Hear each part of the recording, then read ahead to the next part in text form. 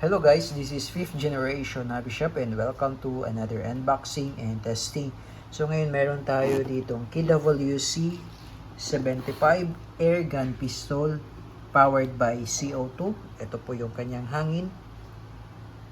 And chambered in 4.5mm steel ball. Ito naman po yung kanyang bala. 4.5mm na bulitas. Ayan. Ibigigit siya sa magnet. Ibig sabihin, bulitas po yan. Okay, so ito po yung model niya, KWC brand, 75 air gun pistol, full metal. Ayan. Ayan. Air gun po siya, hindi po siya airsoft. CO2 powered air gun pistol. Shoutout po natin Sir Juan. Okay, so ito yung mga kasama sa package. Catalog, owner's manual. Ayan. Ito yung unit. Full metal, napakabigat. Tapos may kasama siyang 200 shots na bolitas, silver coated. Tapos mayroon din siyang kasamang allen, tsaka extra cap para dun sa magazine. So yan yung mga kasama niya. Then may kasama na siyang 5 pirasong CO2. Okay, so yan yun, KWC 75. So this is tactical version, full metal. It's a CC75, pero nga lang KWC brand siya. Okay, iba kasi yung CC, pero 75 model siya. KWC 75 model. Okay, so buksan natin, pakita natin kung gaano siya kaganda.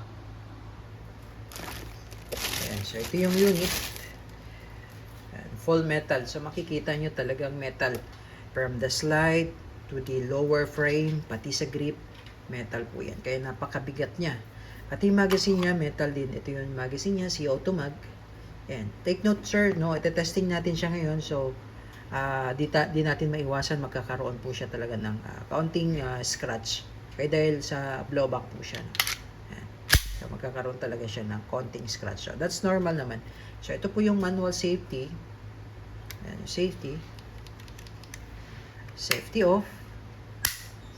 Tapos yung kanyang sight na adjust, windage and elevations. Pero sa ngayon, huwag naman siyang gagalawin dahil nakasiro siya.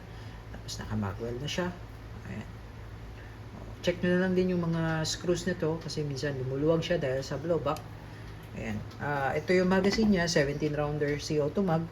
So ganito po ang paglalagay ng bala. Sasagad mo lang yung spring sa dulo. Dito mo ipapasok sa butas yung bala. 4.5mm steel ball. Iwasan nyo lang pong umorder sa mga online like Lazada or Shopee kasi iba po yung diameter size. Baka possible magbara sa airgun natin. Okay. So mas maganda sa gun store lang kayo umorder, sa gun shop or airgun shop, para po talagang tugma yung size ng ating bolitas. Okay. So ayun, napaka solid, napakaganda ng unit. Ayan. Pwede ka maglagay dito ng mounting. Pwede ka maglagay ng red dot basta merong mounting. Okay? So again, this is the KWC 75 airgun pistol, tactical airgun pistol. Napaka solid, napakaganda. Okay. Okay, so meron siyang extra cap pala. So ito yung cap. Ayan, ito yung extra. Okay, so lalagyan natin siya ng CO2 para matest po natin. Ito yung allen kasama. Alisin lang natin yung cap.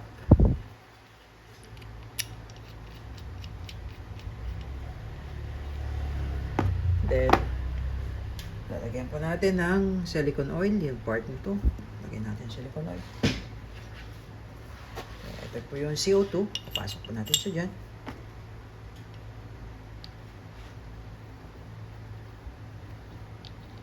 Okay, ilalapat lang muna natin bago natin gamitan ng allen tool. Ayan. Okay, tapos kailangan medyo mabilis lang pihit at tamang higpit. Tamang higpit lang po, alalay lang sa higpit, huwag niyo siya higpitan ng todo. Tamang higpit. Yan, butas na po yan.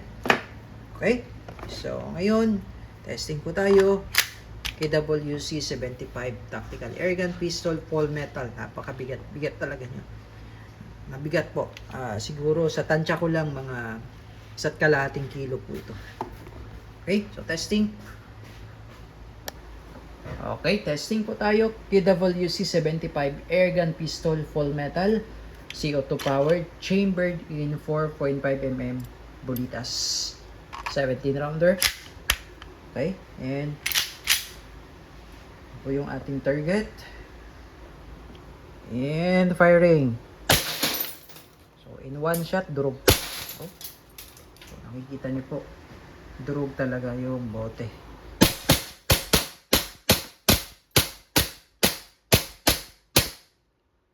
So, yan. Open slide na siya. Ibig sabihin, wala na siyang bala. Release mo na yung magazine. Babaan nyo lang itong slide, stop, slide, release. Yan. Tapos, hammer down. Ito po yung sinasabi ko po, sir. Hindi talaga maiwasan na nagkaroon po siya ng scratch dahil po blowback siya. Okay? So, that's normal naman po. Magkakaroon talaga siya ng scratch dahil tinetest po natin. Okay? So, this is the KWC Airgun all metal. Yan. Napaka-solid.